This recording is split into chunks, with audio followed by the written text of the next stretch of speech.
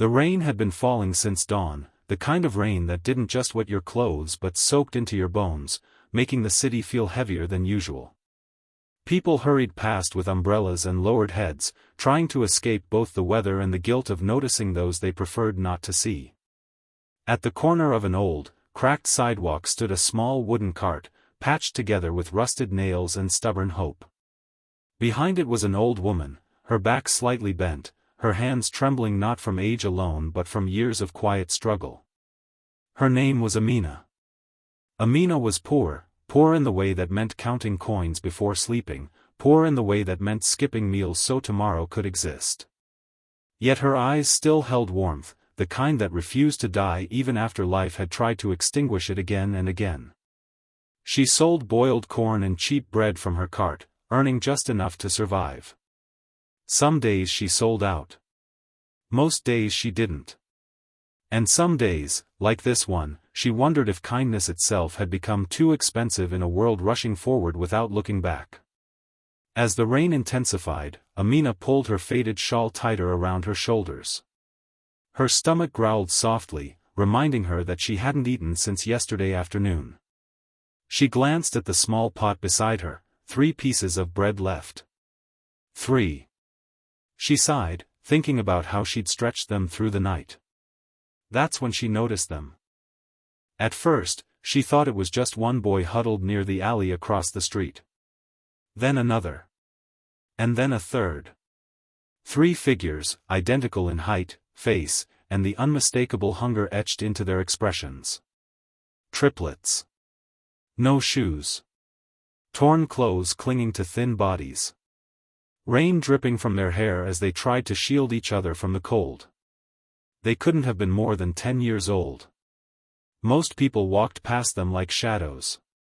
Some glanced briefly, then looked away.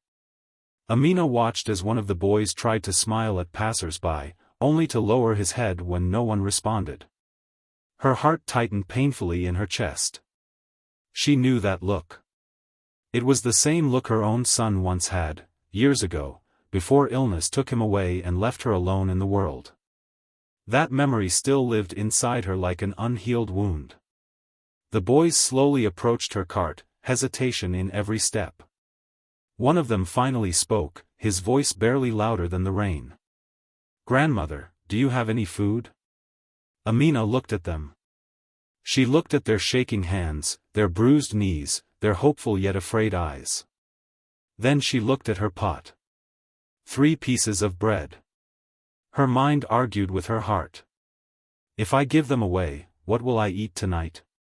Her heart answered quietly, and if you don't, what will they eat? She didn't hesitate any longer. Without a word, she picked up the bread, broke each piece in half, and handed them over with a gentle smile. "Eat slowly," she said. "Food tastes better when you don't rush it." The boys stared at her as if she had handed them gold. One of them had tears in his eyes. Another whispered, "Thank you," like he couldn't believe someone had finally seen them. They sat on the curb near her cart, sharing the food carefully, making sure no crumb was wasted. Amina watched them, her hunger momentarily forgotten, replaced by a strange warmth spreading through her chest. When they finished, the smallest of the 3 looked up and asked, "Why did you help us? You don't have much either." Amina smiled, her face lined with years of hardship but softened by wisdom. "Because today it's you," she said gently. "Tomorrow, it could be someone else. Kindness doesn't ask how much you have, it asks how much heart you have." The rain slowed. The street grew quieter.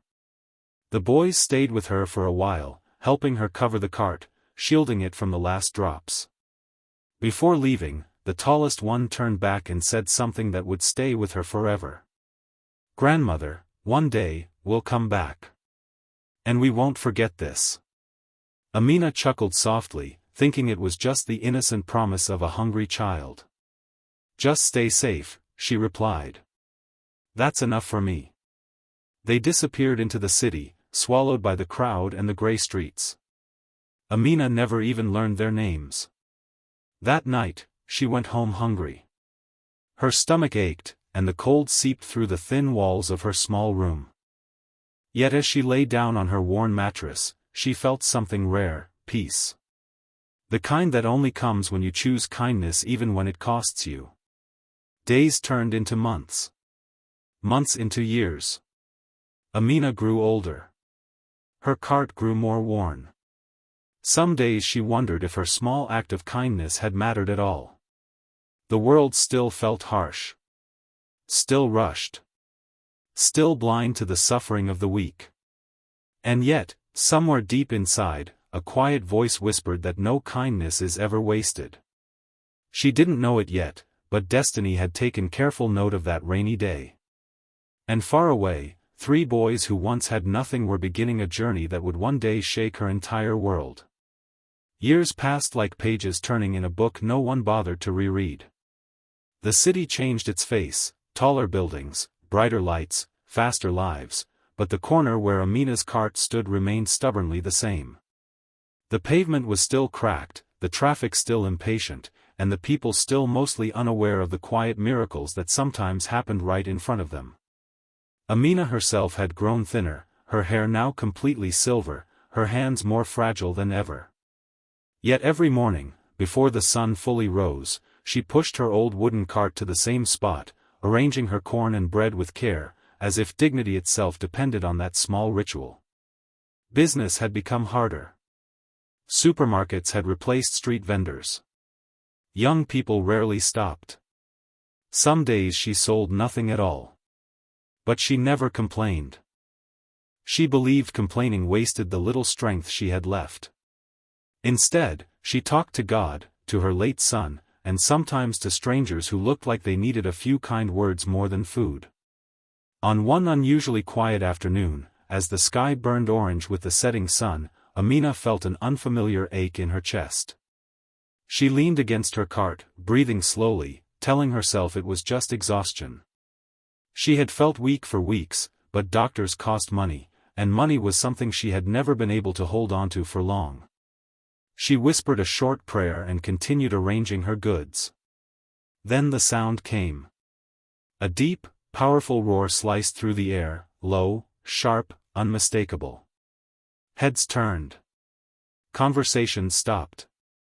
3 sleek, black Lamborghinis rolled down the street in perfect alignment, their polished bodies reflecting the dying sunlight like mirrors.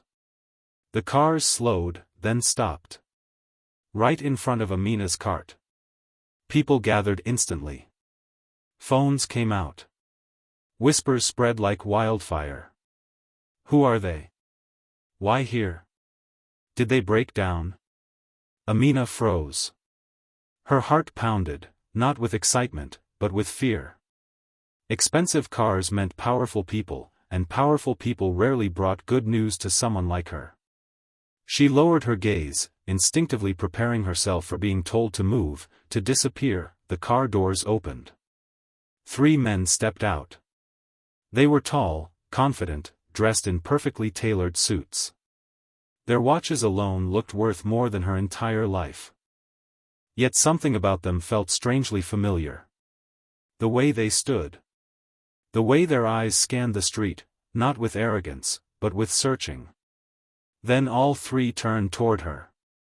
And in that moment, time itself seemed to slow. The first man took a step forward. His voice trembled slightly when he spoke. "Grandmother." Amina looked up, confused. No one had called her that in years. "Yes," she replied cautiously. The second man removed his sunglasses. His eyes were wet. "Do you remember 3 boys," he asked softly, "who came to your cart in the rain?" Her breath caught. Her hands began to shake. Memories flooded back, the rain, the hunger, the 3 pieces of bread. I remember," she whispered. "You were children." The third man smiled through tears. "We were starving," he said. "And you fed us when you had nothing." Amina stared at them, her heart struggling to understand what her eyes were seeing. "You," her voice cracked. "You are the boys?" All 3 nodded. In front of dozens of stunned strangers, the men did something no one expected.